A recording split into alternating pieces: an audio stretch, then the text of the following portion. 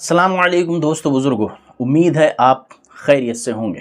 पीरों की दुआ से मुरीद एक साइकिल भी नहीं ख़रीद पाया और मुरीदों के नजराने से पीरों ने ज़रूर मर्सिडीज़ और फॉर्च्यूनर और फ्लाइट हेलीकॉप्टर तक ख़रीद लिए।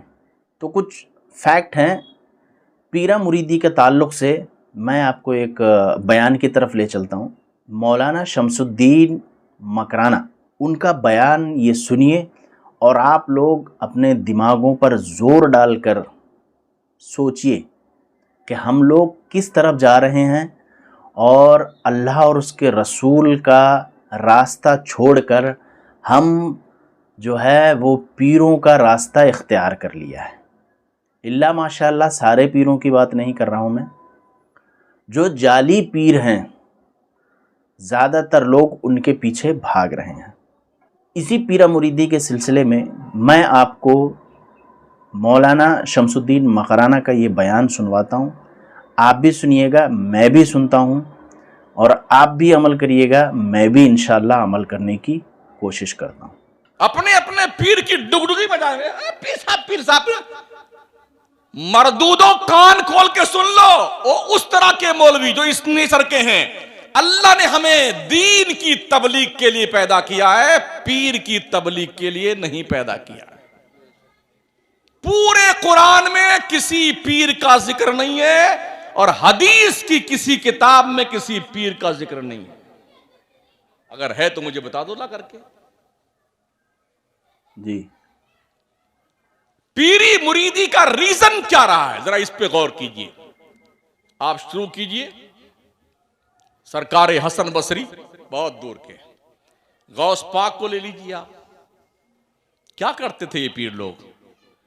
ख्वाजा उस्मान हारूनी को देखिए, सरकार ख्वाजा गरीब नवाज को देखिए, मखदूम अशरफ सिमनानी को देखिए, इमाम अहमद रजा सरकार को देखिए।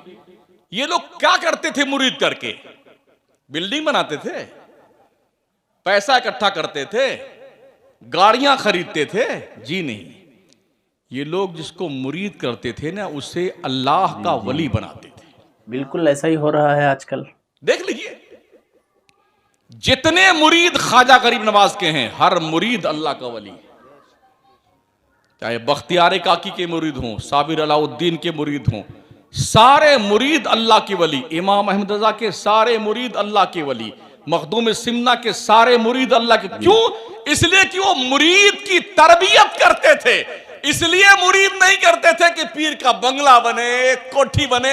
हमने देखा है पीरों के, एक कोठी कलकत्ता में है उसी पीर की 2 करोड़ की, उसी की कोठी मुंबई में 3 करोड़ की, उसी की कोठी अहमदाबाद में 2 करोड़ की, उसी की कोठी लखनऊ में 3 करोड़ की। रहता कौन है?